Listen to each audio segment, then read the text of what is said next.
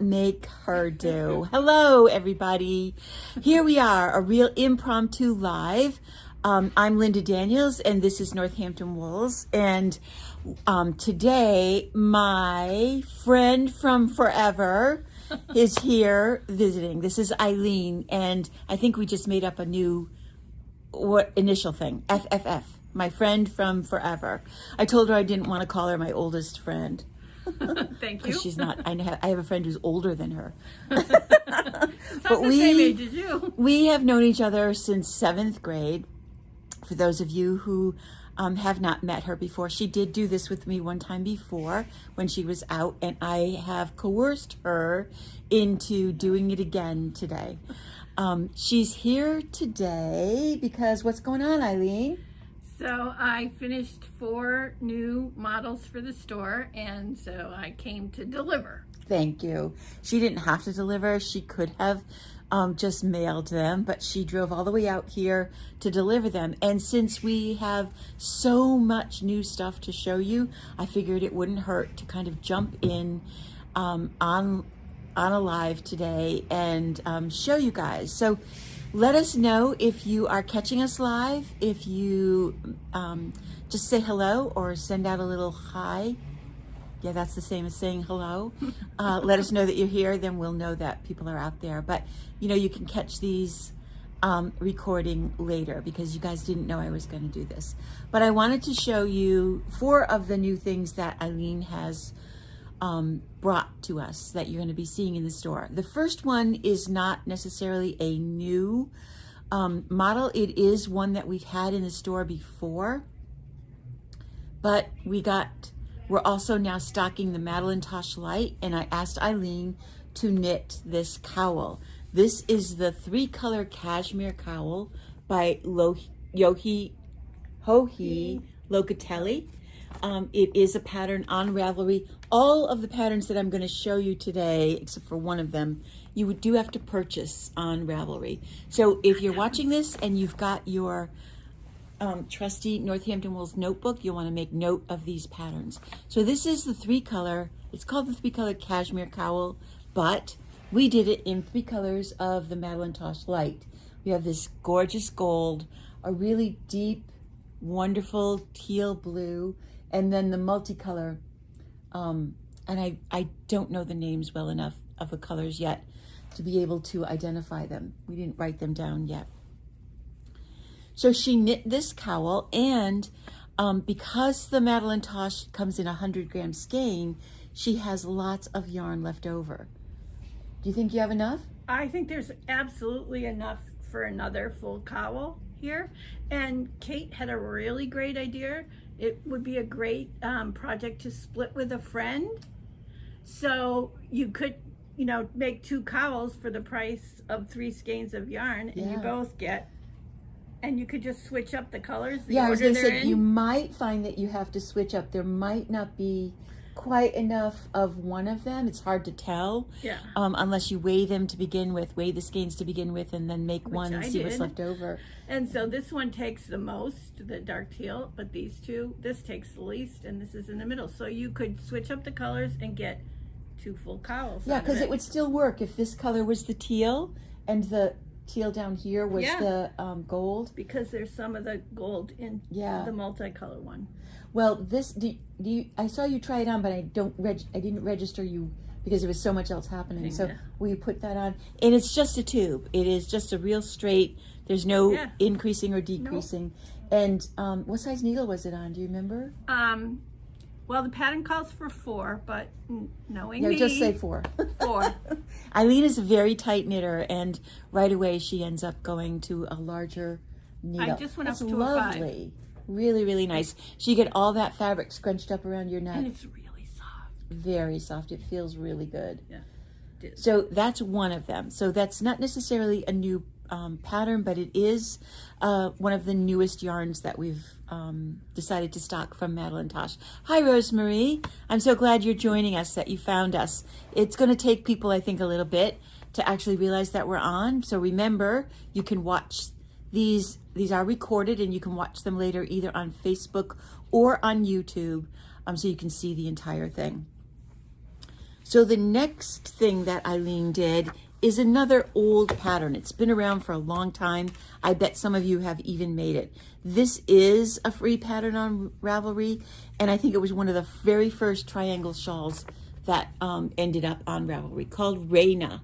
And it is a series of basically garter stitch. It's all garter stitch. And some yarn overs. So this one, how pretty is that? This is the size that you get when you do exactly what the pattern wants you to do. So want to wrap that around your neck? Yeah, just like that. It's a nice little kerchief shawl. And like I said, that is according to the number of repeats in the pattern. But Eileen has quite a bit of yarn left. She probably could have got another inch or so. Oh, more than that. Another section of maybe ended it with garter, more garter stitch on the end. So this yarn is called Cobblestone from Fibra Natura, which comes to us from Cascade Yarns. So this is the color that is this the color? No. This is all purple. It is a sort of subtle stripe. It's not really a gradient. You're going to get a lot of overall color all over the place. So this is one of the colors. The color that Eileen used is actually this one with the green in it. This is called Black Light.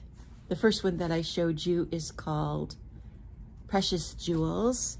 And then we also have it in, we've got so much yarn on the table that I have to stretch.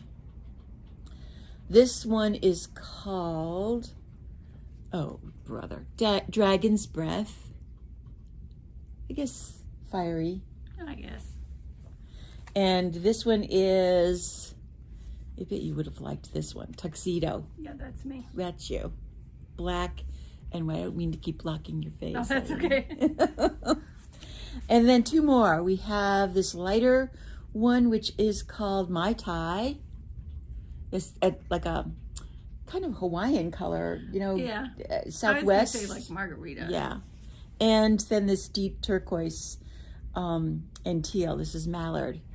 We've seen this color called Mallard lots of other times as well. So one skein of the Cobblestone is more than enough to do that shawl. I don't think you'll get two out of one skein. It's a little bit short, I think, for that. Yeah. But you could definitely make that shawl larger. So that was Reina. And like I said, that is a free pattern on Ravelry. Then we get to the two great sweaters. I couldn't wait to have this sweater done. We've been watching this for a while. This is called Mastaha, you think? Mastaha? Mastia? Mastia? I don't know. So this is by Baby Cocktails. This is a paid pattern on Ravelry, and it is shown, it's called a cropped sweater. And when you first see this picture, it looks really, really short. It's not. No. It is not as short. I think it's the angle that she's kind of sitting back at that makes it look really short, because when I looked at all the projects, the people who had already knit it, it didn't look that short on anybody. And so Eileen has knit it. And isn't that beautiful? Look at those lines. So these are not cables. They are decrease. Are there yarn overs in there, Eileen? No. No, it's all just decreases to make these V lines. And well, they're not just decreases. Oh. They're kind of a little, it's like you slip two and then you put them back on the needle and then you knit the second one in the back and then you knit both of them in the so back. It's a little bit more like a twisted stitch than a cable. Okay, that will work, but still easy to do. Let's see, Rosemary, you have leftover cobblestone in two colors from the, I bet you could. I bet you could use what your leftovers are. Because Eileen, that's probably a little less than half a skein left, because it's 600 yards in the skein. Right, and it calls for 400. Yeah, so you probably could combine the two. So this cardigan does have buttons, and we're going to put buttons on it, which I also wanted to show you. But instead of me reaching in front Do you remember where I put them? Over there somewhere? I will look. They're in the pile. We Aha. just got buttons in on Monday, and we got these in, and these are what I'm going to put on this cardigan. It's a little sheep. See if you can see it, if it focuses in enough. It's a metal button that is a good size, and it's gonna go, there's only 3 on the cardigan. There we go, right like that. So we're gonna use this button on the cardigan. So this one is done with a yarn called Revive. And I wanna show you the back of that as well, because the back is all patterned. So you get to work hard. Was the body done in one piece? Up to the arms, yeah. So it's from the bottom up, and then it's split into the back and fronts at the underarm. And then you get to work hard when you do all that, and then you get to fall asleep while you're stocking that stitch sleeves. And then you have to do this. And then the collar, really, that pattern on the collar is just beautiful. So these 2 lines right here are done in the knitting of the body. You're setting up a really crisp, decrease pattern line so that when you pick the stitches up for the ribbing edge, you have a really beautiful edge to that. So that one is done with a yarn called Revive. And I brought over all the colors. It's called Revive because it is 100% recycled wool. But boy, how did this stuff feel? How was it to work with? It's great. It's squishy. It was beautiful, and it had like no knots or ties or any of that stuff in it. It was great. It feels it's very squishy. This is not superwash, so it's also got a it's not rough, but a slight. It's not slippery. Woolly. Yeah, it's woolly. That's a good word. It's a good woolly feel. It doesn't have that slick, slippery feel that superwash sometimes can. And these, I gotta go this way. yeah, that's it. And these are the colors that it comes in. The blue that we did, and then there's a navy and this is a slightly deeper blue. This is a different one, color. more of a slate color, and then the green and gold, purple, 2 grays, a light gray and a dark gray, a green and a light, very light green, and that kind of brick red. So this yarn is really a very nice yarn. It's going to look great in that sweater. It's not only for that sweater. The texture and spin of the yarn is one that's going to mean that it looks fantastic in any kind of cable or stitch pattern. It is plump. It's plump, and it really has great stitch definition. So cables are going to pop, like those twisted stitches. Those are really going to pop too. So look for that yarn when you come in. The last one that I wanted to show you is one that this is a sweater that a vest actually, that Eileen and I saw when we were out at the trade show. It's called, what is it called? Texture vest. Texture vest. And that picture really doesn't do it justice. But here is a photograph of the sweater. And when you look at the pattern and choose yarn, you're going to need some help from us. So I sent Eileen one of our new chunky weights, the 220 Superwash Grande from Cascade. And I said, I want you to make the vest in this yarn. And lo and behold, like sometimes happens, I get really lucky and it comes out big enough just for me. And that's what happened. So this one, It's beautiful. isn't it pretty? It is. It really came out nice. So this took 4. We had to go into the 4th skein to make this. Yeah. And Eileen, tell us a little bit about the pattern. Well, it looks pretty basic. I mean, really, it's just knits and purls, and it's not bad. But nothing. It doesn't give you measurements for anything. It doesn't say knit the armhole until it's this. It just says repeats. Do it by repeats. So when I was knitting it, I was like, this is way bigger than the one that we saw at the show. And it made me nervous. I mean, I really thought I don't know. Something was wrong. But I just kept going. We talked about it on the phone. I said, I'm going to need more yarn because I'm not going to have enough. But it came out beautiful, but the directions are a little tough. So this is not for beginners. This is only for people with some experience. Well, yeah, because there's some judgment calls. yeah, it has the weirdest short row I've ever seen, but it came out beautiful. That's happening across this back yoke, Yeah. which is just stunning. Yeah. It was worth the frustration and hassle because that back yoke is really, really And I pretty. will tell you, I'm going to use that from now on because I really Really? like the way it came out. Ooh, Eileen might have to teach a class. It was, I ripped it out 3 times. Really? Because I had to read it, really read it. And not assume that I knew what it was going to say. You know what I mean? It's step by step, word by word kind of thing. Kind of thing. And I, it does not have a schematic.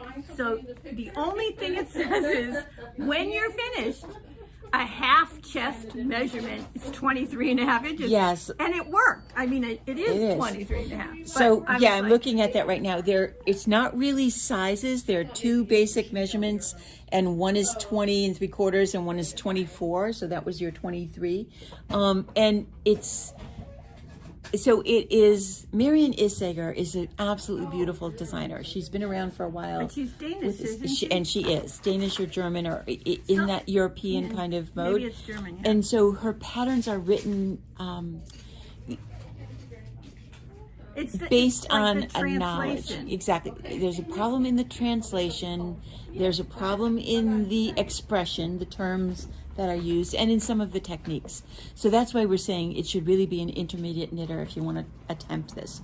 The way to control the sizes or to have a little more leeway in the sizes is all going to be in the yarn that you use. Like Eileen said, when we saw it at the show, it was not this heavy. It was actually knit with one of the Issager silk and alpaca yarns, which is thinner than what we ended up using, but it's on a 10 and a 10.5 needle, so you should be able to get away with the chunky weights. So if you don't mind a heavier vest, then go with the chunky weight yarn. If you want something lighter and smaller, then I would say drop down to a worsted weight yarn in like a size 8 or 9. 8 and a 9. Yeah, I think that might work too. The other thing about this is that it has that I forget what it's called.